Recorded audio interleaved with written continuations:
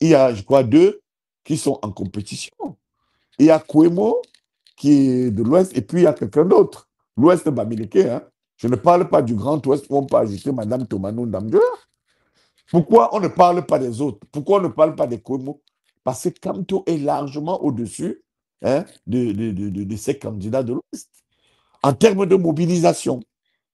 Maintenant, ramener sur une autre réalité, celle des candidats, eh bien, que, comme je l'ai dit dès le départ, la jeunesse, il y a eu beaucoup d'erreurs dans les contenus et dans les déclinaisons de campagne des uns et des autres.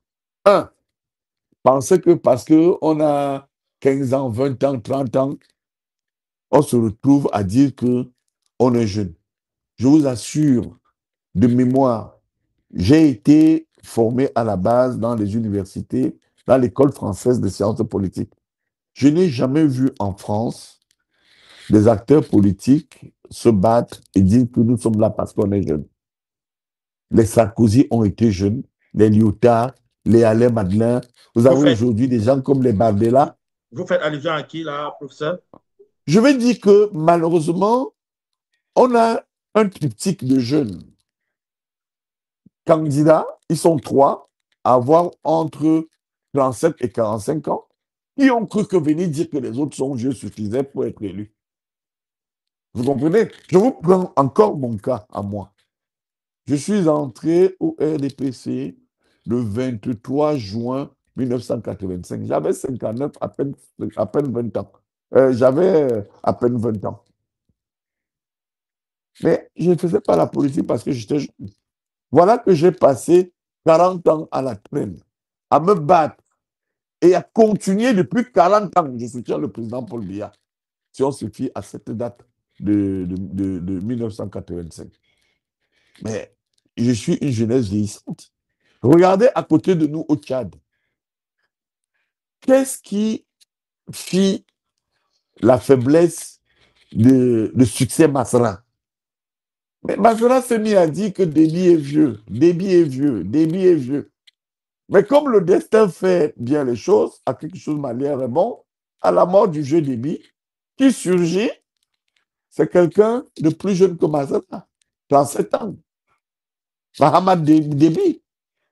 Et vous voyez que Masra n'avait plus d'arguments de campagne, au point où il s'est retrouvé en prison du fait de ses erreurs. Succès Masra est en prison parce qu'il commet beaucoup d'erreurs. Vous ne pouvez pas venir dire que vous êtes jeune, vous êtes jeune. À la fin, un plus jeune que vous, président de la République, fait de vous Premier ministre, et vous vous présentez à l'élection présidentielle contre le président de la République. C'est de la sauvagerie. Ça n'a politique, bien entendu. C'est de la bestialité politique.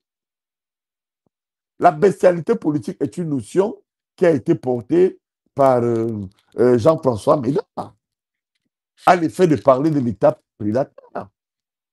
Vous ne pouvez pas être promu Premier ministre, comme on l'a vu au Tchad, avec générosité par un président de la République, et vous êtes candidat contre ce président. Je ne sais pas si vous imaginez.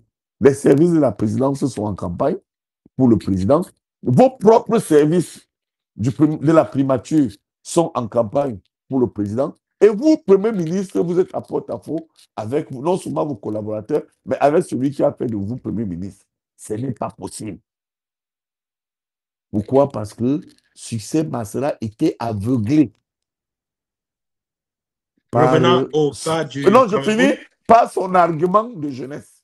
Ramenez donc au Cameroun, vous voyez donc qui mobilise le plus sur le terrain aujourd'hui? Ce sont les anciens. Personne ne peut mobiliser en termes de foule. Appelons ça la foultitude populaire. Qui peut faire mieux que Chirouma aujourd'hui? Regardez ces jeunes-là, ils font des meetings de chambre. On appelle ça les meetings de chambre, des caméras. En italien, on dit les caméras, ce sont les meetings de studio. On ne les voit pas. Ils sont donc où? Vous comprenez donc que l'expérience, le programme, la vision, le tempérament sont des atouts lorsqu'on va en campagne. Et là, vous voyez que toute cette bande-là est pratiquement éliminé, donc notamment les 3 jeunes, parce qu'ils n'ont pas d'assises populaires. Ce ne sont pas des tribuns. En politique, il faut être un tribun. Vous allez voir, lorsque nous, les biaïstes, le jour où le président va nous passer la main, ou lorsque Paul Biya dira qu'il n'est plus là, vous allez voir ce que c'est que les hommes politiques. Je ne viendrai pas vous dire que moi, mais ça va gagner, je suis jeune. Vous allez voir comment je vais mobiliser. Parce que nous, tant que Paul Biya est là, nous restons fidèles. Je suis biaïste. Je ne trahirai pas. Je n'irai dans aucun parti pour l'instant sans avoir le sentiment que j'ai rempli pleinement ma mission auprès d'une politique de renouveau que malheureusement les gens n'ont pas mis en place et ont trahi Paul Biya. Donc vous voyez que j'élimine donc les jeunes. Ils n'ont pas de crédibilité. Maintenant, vous avez quelques routiniers, hein, comme Joshua aussi, ou bien des anciens qui sont moins jeunes, Puemo et quelques-uns. Mais c'est l'impréparation. Vous voyez que tout le monde peut être président de la République. Et du coup, vous voyez naturellement que sur les 12, 3 sont crédibles. Paul Biya, président de la République, Bellouba Maïgari, ancien Premier ministre, Issa Chiruma, ancien ministre. Ça veut dire que c'est l'expérience qui compte. Et quand vous prenez ces 3 sur les 12 qualifiés, compétitifs, et sérieusement, je pense que c'est autour d'eux que les Camerounais mènent la réflexion et doivent mener la réflexion. Là, c'est le biaïste qui prend position. Parce que moi, je prends position.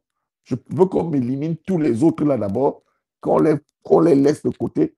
Ils viennent nous distraire avec leurs ambitions personnelles. Vous verrez que toi, Paul Biya a été Premier ministre d'Aïdjo, il est devenu président. Bellouba Magari est Premier ministre de Biya, on attend. Issa Chiruma est ministre, on attend. Et il y a donc un 4e qui n'a pas été qualifié et qui a été ministre. C'est le professeur Maurice Kamto. Donc vous voyez que pour être candidat à une élection présidentielle, que les uns et les autres comprennent qu'il faut avoir cumulé une certaine expérience politique et administrative. Et lorsque vous dites qu'il y a seulement 3 qui sont sérieux, est-ce que ça veut dire que les 9 autres, c'est ceux que vous avez souvent rencontrés chez Jean Pété, le secrétaire général du ADPC, professeur? Non, les 9 autres sont même des gens. Si moi, j'avais le pouvoir de sanction, malheureusement pour moi, chaque Camerounais a une voix qui compte. Ce sont des gens qu'il faut punir politiquement, les 9 au-delà. Parce que soit ils sont là pour leurs intérêts, soit ils rêvent et ont des expériences qu'ils peuvent porter et à l'effet d'accompagner des gens crédibles, soit ce sont tout simplement des gens instrumentalisés, ou tout simplement, appelons le chat un chat, des taupes pour certains. On sait ce qui se passe. J'ai le devoir de réserve en tant qu'ancien membre titulaire du comité central et en tant Mais que vous pouvez, bialiste. mais vous pouvez quand même nous Si donner quelques descriptions, sorte de silhouette robot, pas un je portrait ne, en tant que tel, juste une silhouette robot. je ne voudrais pas contribuer à leur mort subite, je sais qu'ils vont mourir de leur propre turpitude. Mais pour l'instant, je crois qu'il y a 3 candidats sérieux. Le président Paul Biya, qui a beaucoup d'atouts, parce qu'il est aux affaires depuis un certain nombre d'années. Et comme nous l'avons dit la dernière fois, dans notre démocratie, il a un appareil politico-administratif fort, mais alors très fort. Et puis, il y a à côté, par la crédibilité de la fonction et la crédibilité de l'expérience et de la collaboration, M. Issa Chiruma Bakari et M. Bellouba Maïgari. Alors, les autres, je ne voudrais pas parler d'eux parce que nous sommes en pleine campagne. Cela donnerait l'impression que le biaïste vient les détruire. Mais j'ai dit que les Camerounais sont suffisamment mûrs et responsables pour comprendre que ce sont des gens, des troubles faits. Je pense qu'il ne faut même pas leur donner une seule voix pour renforcer la crédibilité des vrais candidats. Bon, maintenant, vous savez, notre système est un peu en déconnexion avec une certaine visibilité. On a fait croire aux gens que quand on est jeune, c'est un programme politique. On a fait croire à certains que lorsque on critique systématiquement bien, on est un vrai opposant.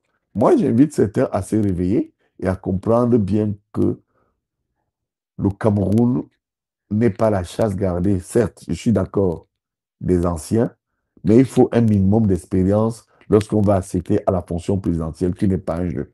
C'est pourquoi je m'engage, si vous le voulez bien, à bien scruter et, et les chances du président Paul Biya à être reconduit, de M. Belou Maïgari à le challenger et de M. Issa Chirouma à pouvoir aussi faire une surprise.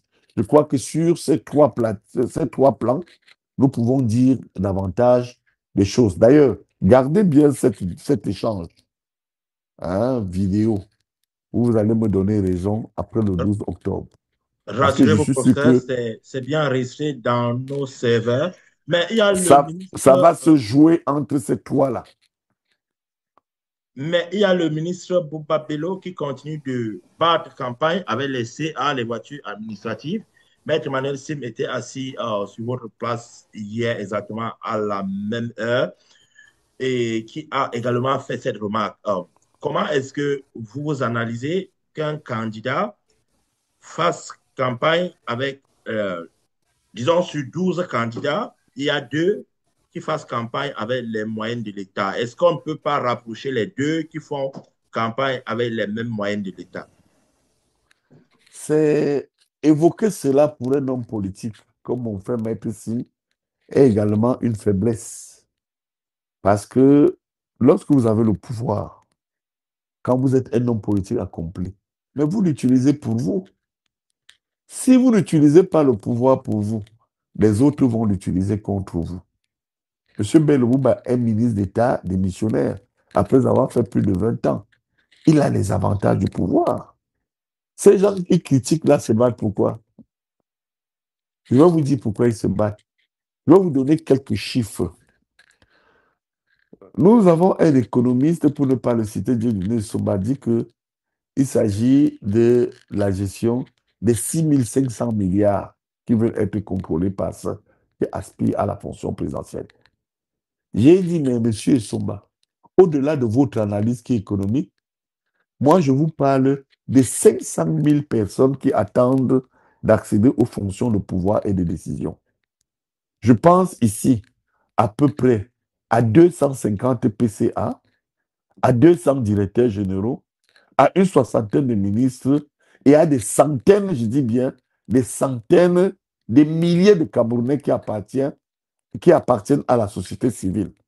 Je voudrais appeler votre attention techniquement que c'est la capacité, lorsque vous êtes président de la République, à nommer, si je me fie au dernier recensement mené par le ministre de la fonction publique, Anderson Lee, c'est 324 fonctionnaires qui attendent la signature de celui qui va être le président de la République. Et à côté, c'est 275 fonctionnaires recensés sur les 324 parce qu'il y a quelques absents. C'est 10 gouverneurs qui attendent. C'est 58 préfets qui attendent. C'est 360 sous-préfets qui attendent. Alors quand j'ai schématisé cela, je ne vous parle pas des généraux, des gens qui attendent des promotions, des colonels, jusqu'au grade de soldats. Je ne vous parle pas de la police, les commissaires divisionnaires, les principaux et les commissaires à titre exceptionnel qui peuvent passer. Je ne vous parle même pas de la société civile. Lorsque vous voyez une personnalité comme Jean de Dieu Momo, qui est d'un parti politique, mais il appartient à un corps civil privé, celui des avocats. Il est ministre. On vous dit que nous avons plus de des milliers d'avocats qui peuvent être ministres comme Jean de Dieu Momo. Je ne vous parle pas des notaires. Là, je touche le secteur civil, pas le secteur administratif, les huissiers. Vous comprenez donc que quand je vous fais une analyse aussi solide, vous comprenez l'enjeu de l'élection présidentielle. Le décret, la capacité à signer un décret. Alors, vous voyez que l'enjeu est là. Alors, quand on vient vous dire que Belle roule avec les CA, c'est faire preuve de naïveté. Tous ceux qui aspirent à devenir président veulent Professeur, accéder à cet avantage. professeur, juste pour préciser, on ne nous l'a pas dit. C'est nous qui avions posé la question et il a également remarqué comme nous ce fait-là pour Pour moi, revenir c'est sur un les faits. avantage lorsqu'on a le pouvoir. Je vous assure, Monsieur Poumier, regardez, votre média est basé aujourd'hui aux États-Unis. Est-ce que vous voyez la puissance du décret de Donald Trump? C'est un monsieur qui signe les décrets en direct sur les plateaux de télévision. Les gens savent ce que c'est que quelqu'un qui a été Premier ministre, ministre d'État, comme c'est le cas de Bello, et secrétaire général adjoint à la présidence d'Amadou Ahidjo. C'est pourquoi je dis que certains font la politique, mais n'ont pas de réponses politiques. Et l'avantage donc des grands hommes politiques accomplis, c'est ceux qui ont flirté avec l'administration. Moi, je suis un fonctionnaire, hein, et je suis un homme politique, et je suis professeur de sciences politiques et de droit public. Je vous assure que lorsque vous avez le pouvoir avec vous, je vous assure, vous pouvez changer la vie d'un individu. Et Bello, pour moi, ça ne me choque pas de voir les CA, tout simplement parce que il a été longtemps ministre d'État, et ce n'est pas du jour au lendemain. D'ailleurs, on parle de 6 mois pour vous retirer vos avantages. Beaucoup ne le savent même pas. Il a encore des indemnités. Regardez le président américain. Quand il s'est déplacé, ou quand il se déplace, il a un avion qu'on appelle Air Force One. Vous connaissez Air Force One? Allô? Bien sûr, bien sûr, bien sûr, professeur. Alors, C'est d'ailleurs un mais conglomérat d'avions, ce n'est pas un seul avion, parce qu'il y a est-ce un que vous autre qui est imaginez? utilisé par les journalistes, il y a un autre qui est utilisé Bien, par les services secrets, et il y a celui qui appartient effectivement au président. C'est un conglomérat de 3 avions, en effet. il faut le dire à ceux qui naïvement parlent des CA. Les avantages liés à certaines fonctions sont transversaux. Faire un débat sur ça n'est pas important. Bon, et ce qui est important à dire, c'est que, regardez le président aujourd'hui qui a un court séjour en Europe. Mais il s'est dit que Paul Biya, président de la République, va se déplacer, hein, probablement à Marois, à Bertois, à Douala, etc. Il peut même ne pas se déplacer. Mais vous imaginez que lorsqu'il se rendra sur les terres camerounais pour un meeting, mais écoutez, vous allez demander qu'on retire à Paul Biya les avions, la garde présidentielle, la limousine présidentielle et tout ce qu'il y a comme avantage lié à la fonction de président de la République. C'est naïf de dire que Bello, laissé à ça ne veut rien dire. Ce qui compte, je reviens donc sur la question centrale qui vous préoccupe. Quel est le rôle que Bello peut jouer à cette élection présidentielle? Il est grandiose. On voit ce qui se passe à l'extrême nord, au nord, dans la Damawa, à l'est. Et d'ailleurs, quand vous voyez une personnalité comme Issa Chirouma, pour ne pas seulement nous focaliser sur le ministre Belloumba Maïgari, vous avez vu la foule Issa a, a mobilisé à l'est. Est-ce que vous avez vu la foule au nord quand Chirouma est rentré au nord? Mieux encore, vous avez vu la foule qu'il y a eu à l'ouest, au point où certains pensent que le ministre Kamto, et ça, ce n'est pas moi qui le dis, hein, je le précise bien, par jalousie, a vu que Chirouma est en train de récupérer un électorat de changement à l'ouest. Comme ça, la veille de l'ouverture de campagne, il vient dire qu'il ne soutient personne. C'est pour estimer que c'est parce que Chirouma, hein, a dépassé les antipodes du Grand Nord. Il a ouvert sa campagne où? Je crois à l'est. Il est au centre, il est au sud, il est partout. Donc je crois que, puisque nous analysons les chances des uns et des autres, et nous avons décidé de nous focaliser sur 3 candidats. Paul Biya, qui par la grandeur de sa fonction, son expérience, la redistribution des cartes, hein, à lui tout seul canalise 70% de chances pour être élu président de la République. Je le dis pourquoi. Il y a, il y a une position de pouvoir où certains vous disent qu'il a toujours été assez souple avec ses collaborateurs. Et même lorsqu'il a eu des collaborateurs décédés ou partis, Paul Biya laisse quand même une image d'un monsieur hyper reconnaissant et tolérant. Regardez, tous les fils des personnes qui ont servi le régime, il les a récupérés. Je vous cite quelques-uns. Il a travaillé à l'époque avec Ousmane May. Hein, par solidarité et par conviction et par amitié à Ousmane May. Son fils est ministre. Regardez, de l'autre côté, il a travaillé à l'époque avec Talba Mala. Parce que beaucoup oublient que le ministre Talba Mala a eu un papa ministre de la fonction publique, et je crois ministre du plan, je ne sais plus très bien de quoi. Regardez Talba ministre. Regardez autour de lui, hein, comment il a favorisé et privilégié et montré qu'il est un homme de cœur. On peut citer les enfants d'Ongesoma, qui n'a pas comme ça mis à la poubelle. Hein. Je peux continuer à vous citer et à vous citer et à vous citer et à vous citer les gens. Il s'est ouvert à Maurice Kamto à un moment donné. Ce sont des atouts. Il s'est ouvert à Chiruma. Il s'est ouvert à Belobo Maïgari, qui symbolise l'héritage d'Amadou Aïdjo. Je l'ai écrit dans Paul Biya, l'État et le RDPC, où Aïdjo faisait comprendre à François Mitterrand que dans le deal qu'il avait secrètement mis en place, il avait personnellement demandé au président Paul Biya de protéger Belobo Bamaïgari. Vous voyez que l'histoire est un sempiternel recommencement.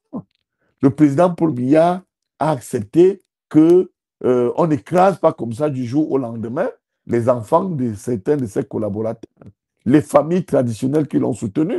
On a encore un exemple avec le Rebouba aujourd'hui dans l'extrême nord. On peut continuer à visiter le Grand Sud, le Grand Centre.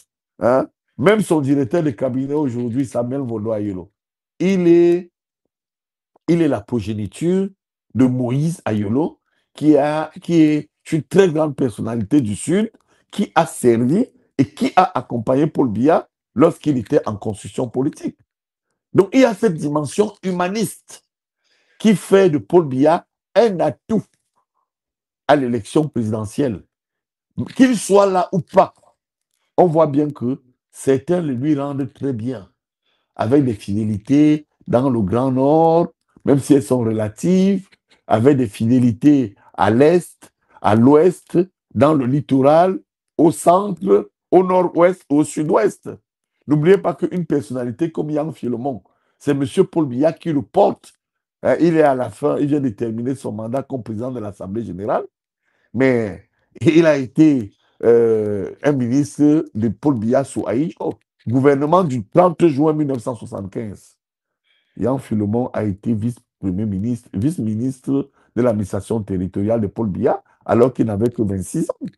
Ensuite, il a porté ambassadeur, il a porté ministre des Mines, et puis il est revenu premier ministre. Il a soutenu encore récemment à l'Assemblée générale. On voit bien que Yang Philemon va rentrer, mais il ne sera pas au garage. Je vous garantis, au regard des informations qui sont à ma possession, le président Paul Biya réserve un poste prééminent et fort à M. Yang Philemon. Donc, il a cette image d'humaniste, hein, cette image, hein, de compréhension. Je vous prends mon cas moi-même. Au moment où aucun candidat à l'élection présidentielle ne vous parle des malvoyants, des handicapés. Personne ne vous parle des handicapés. C'est Paul Biya qui a fait d'un handicapé, l'handicapé que j'étais, oculaire, parce que j'ai eu mon accident oculaire il y a quelques années. Paul Biya m'a vu, tout le monde m'a vu enseigner avec mes bons yeux. Mais c'est Paul Biya qui a dit qu'au comité central, il prend quand même quelqu'un comme moi, malgré ma souffrance oculaire. C'est lui qui m'a donné et qui a permis aux gens de comprendre qu'on peut avoir un handicap visuel et avoir les compétences. Hein? Et qu'est-ce que certains ont fait autour de lui? L'Inquiété et tous ces charlatans qui veulent succéder Paul Biya à la tête de l'État. Eh bien, non seulement ils m'ont viré injustement, mais ils n'ont même pas tenu compte du fait que c'est le seul malvoyant, handicapé visible, qui a une compétence au Cameroun et qui est accepté. Donc, vous voyez que Paul Biya, pour moi, c'est un humaniste. Et moi, je ne peux pas trahir le président Paul Biya, même si j'ai de l'amitié pour Issa Chiruma Bakari particulièrement, ou pour Mbelomou Magari que j'observe avec beaucoup de respect. Mais il faut dire que quand vous êtes quand même humain, Vous ne pouvez pas lâcher Paul Biya. Moi, je ne peux pas lâcher le président Paul Biya, malgré l'affection que j'ai pour les autres. Bon, maintenant, euh, euh, les 30 autres pourcents de chances sont réservés, bien entendu, à M. Bello, à M. Chiruma. Cela ne veut pas dire que 30 ne peut pas se transformer en 80% et accompagner si le peuple le souhaite. Mais actuellement, je peux me tromper, je peux me tromper. Je crois que nous sommes partis à une élection consensuelle où je connais le président Paul Biya. S'il gagne cette élection, je vois mal le président Paul Biya se débarrasser de beaucoup parmi les gens qui ont dit qu'ils sont candidats et qui se sont autoproclamés jeunes comme programme dans leur programme politique. Je ne vois pas le président Paul Biya à ce septennat les mettre de côté. Et je ne vois pas le président Paul Biya mettre de côté ses principaux challengeurs que seront Belobouba Maïgari ou Issa Chiruma. Donc je crois qu'il y a des surprises qui peuvent arriver, mais tel que nous lisons la situation, cette élection est d'abord particulière parce que l'opposition politique elle-même a montré ses limites et il faut que les Camerounais comprennent une fois et pour toujours qu'ils ne peuvent pas compter sur cette opposition et qu'après Paul Biya, ce sera un homme du sérail, une personnalité ayant travaillé avec Paul Biya et qui fera preuve de magnanimité. Mais ces opposants-là, je vous assure, je ne crois pas en eux. D'ailleurs, la plus grande révolution et les plus grandes réformes en termes de vision sont venues du RDPC. Les gens qui étaient au RDPC, des biaïstes. Regardez tout ce que Atiba Yene a dénoncé. Les réseaux, les réseaux, les réseaux. Mais Je est-ce que vous Atiba dis, Yene n'a pas été liquidé comme vous par ces personnes qui sont autour du chef de l'État selon une certaine opinion, bien sûr? bon, alors, votre question est magnifique. Pour moi, Atiba Yene, comme moi-même, avons été éliminés par les hommes des réseaux au pouvoir et par les opposants qui ne nous ont jamais soutenus dans leur discours. Vous savez, en sciences politiques, hein, M. Chirac, il y a deux Oui, types de docteur. soutien. Il y a le soutien idéologique que vous pouvez apporter à un homme politique, même si vous ne partagez pas son choix politique de parti. Regardez, regardez bon, tous ces jeunes-là. Je vais vous prendre un exemple et je vais vous le dire froidement. Faites partie Paul Biya, faites partie Chiruma, faites partie Bello, faites partie Kaba Yege Djibril, faites partie Nyat Djifendi et tous les vieux. Prenez les jeunes, n'est-ce pas? Mettez-les en place et laissez-les être homosexuels. Laissez-les être francs-maçons. Laissez-les s'enfermer dans les réseaux. Qu'est-ce qui va changer au Cameroun? Vous avez vu ces jeunes dénoncer ça? Citez-moi un seul jeune qui a battu campagne contre ces réseaux. Un seul. Je vous jure que, parce qu'ils sont pour la plupart aussi dedans. Je ne dis pas que les candidats sont dedans. Je vous dis que ça va être pire avec ces gars-là, parce qu'ils ont confié pour la plupart leur âme au diable. Je vous assure que un jour, Paul Biya va partir. Vous allez pleurer Paul Biya comme ça. Moi, je suis un biaïste. Et qu'est-ce qui a été au cœur du fondement du biaïsme? C'est ce que Paul Biya a appelé cette chose-là. Citez-moi un qui a battu campagne alléguant que vraiment, il va mettre à côté ces réseaux qui ont pourri la vie à beaucoup de fonctionnaires et à beaucoup de hauts cadres. Citez. La Mais politique, c'est l'idéologie. est-ce que Citez. Je vous dis que ça n'existe pas. Parce que tous nous se sommes sont d'accord, enrôlés professeur, pour la mais je voulais plupart dire, dedans. nous sommes d'accord, professeur, mais je voulais dire qu'en même temps, le RDPC ne l'a pas fait. Mais vous connaissez mes prises de position, non? Quels sont ceux qui m'ont foutu dehors? Ce sont ces réseaux dans le RDPC. Vous croyez que j'ai... Est-ce que je mâche mes mots?